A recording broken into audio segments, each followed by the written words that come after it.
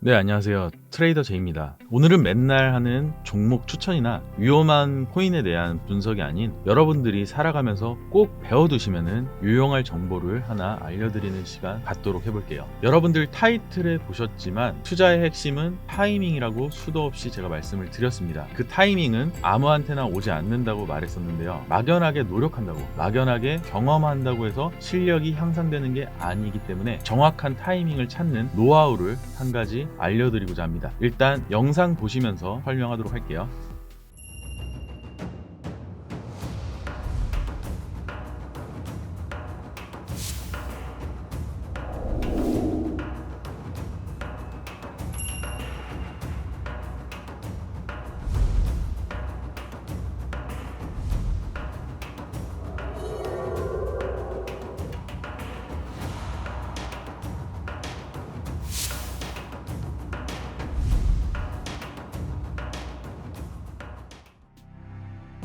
인터넷에서도 보신 적 있는 부동산 바닥 신호를 제가 조금 바꾼 거예요. 저는 이걸 투자의 모든 바닥이 되는 신호라고 생각하기 때문이에요. 일단 여러분들이나 제가 생각하기에 가장 안전한 투자처는 바로 부동산입니다. 그 부동산이 바닥이 왔다는 것은 당연하게 주식, 코인 등의 불안정 자산에 대한 바닥 신호와 맞닿는다고 보기 때문이에요. 첫 번째로 투자 강연에 대한 참가자 혹은 강의하는 사람조차 없어진다는 것이 바닥 신호의 시작이라고 생각을 합니다. 투자 강연을 해서 강의 수익을 내는 강사들이 많았었어요. 당연히 투자로 돈을 더 벌려고 하는 사람들이 배울 곳을 찾기 때문이에요. 하지만 그 참가자가 없어짐에 따라 강의 자체가 없어진다는 게 그 첫 번째 신호입니다. 당연하겠지만 그만큼 수요가 없어졌다는 것이니까요. 두 번째로 투자 관련 도서의 판매량이 급감했다는 점이에요.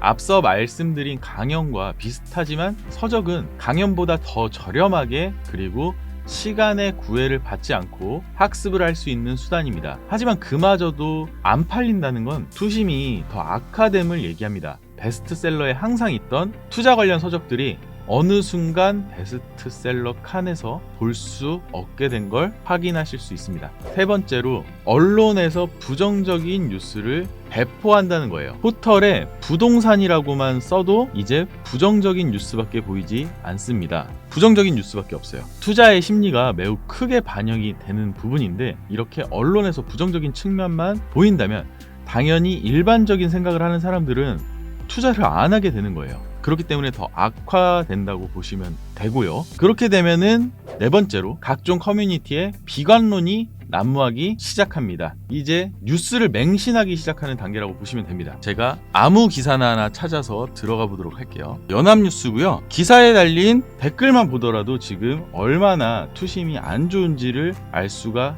있습니다. 다섯 번째로 수도권 신축 아파트가 분양되지 않는다는 점입니다.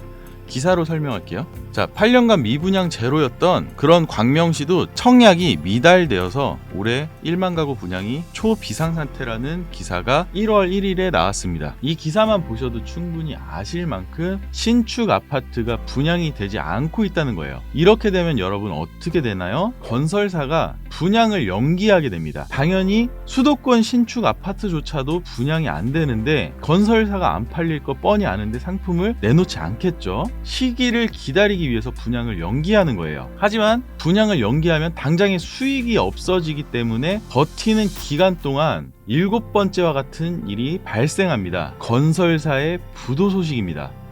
18위 건설업체 부도. 자, 상위 10% 건설사도 부도. 건설 경기가 12년 만에 최악. 이런 기사가 나왔습니다. 이건 팩트예요. 건설사가 분양을 연기하고 분양이 안 되고 사이클이 돌다 보니까 부도가 되는 거예요. 그렇다면 정부가 어떻게 할까요? 당연히 잇따른 건설사의 부도는 나라의 경제 자체를 흔들기 때문에 정부는 당연하게 부양 정책을 내놓을 수밖에 없습니다. 좋은 땅을 풀어주는 거 말고는 정부가 할 게 없죠. 자, 강남 3구, 용산구 빼고 부동산 규제 지역 전부 푼다. 여기가 지금 엄청나게 과열되던 지역인데 서울 포함해서 강남 3구, 용산구를 제외하고 모두 푼다는 얘기예요. 뉴스 보시면 아시겠지만 바로 엊그제 나온 기사고요. 8번째 단계가 왔다고 보시면 됩니다. 9번째 단계로 2년에서 3년 내에 구입한 부동산을 손절을 하기 시작해요. 자, 16억에 샀다가 9억에 매도. 집값이 반토막 났어요. 돈 많은 중국인들조차 지금 손절을 하고 돈을 빼가고 있는 거예요. 내가 산 아파트 가격이 이미 반토막이 났어요. 근데 내가 빌린 금액의 이자율이 2배로 올라갔습니다. 월 부담금은 훨씬 커졌는데 현실로는 더 내려간 내 재산을 받아들여야 하고 그걸 얼마나 버틸 수 있지 하는 생각을 하게 될 거예요. 당연히 이자의 몇 배를 더 벌지 못하면 생활조차 불가능해지고 모아둔 돈은 부동산 대출까지 땡겨서 산 상황이기 때문에 헐값에 손해보고 팔 수밖에 없게 되는 거예요. 자, 그럼 마지막으로 어떻게 됩니까? 경매로 나온 아파트가 낙찰률까지도 하락하게 되는 거예요.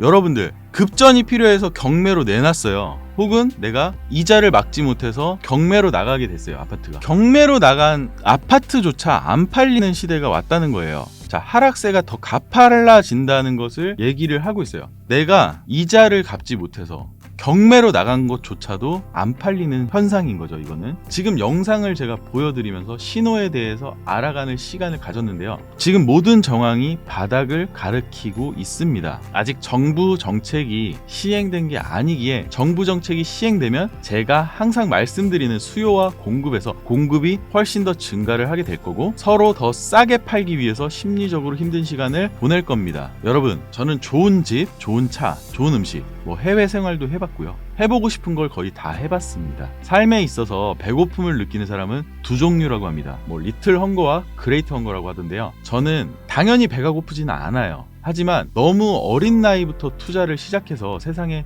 너무 많은 것들을 경험하고 깨닫다 보니 정작 알 수 없는 삶에 대한 공허감이 생겼고 그때부터 저는 누군가에게 제 노하우를 전달해주고 노하우를 듣고 성장하는 사람을 보면서 성취감을 느끼기 시작했습니다. 제가 왜 이런 방송을 하고 있냐고요? 그 성취감을 느끼고 싶어서입니다. 여러분들, 시장의 위기는 곧 기회라는 말이 있습니다. 여러분들, 그 기회가 왔습니다. 투자에 대한 학교는 없어요. 투자를 잘하는 사람은 있지만 그들은 그들의 노하우를 제대로 알려주지 않습니다. 건방지게 제가 최고라는 말씀을 드리지는 않겠습니다. 하지만 더 나은 미래를 위해서 저와 함께 해주세요. 성장하는 모습을 보여주시고 보란듯이 성공해주세요. 그렇게 저에게 성취감으로만 보답해 주시면 됩니다. 지금까지 트레이더 제이였습니다.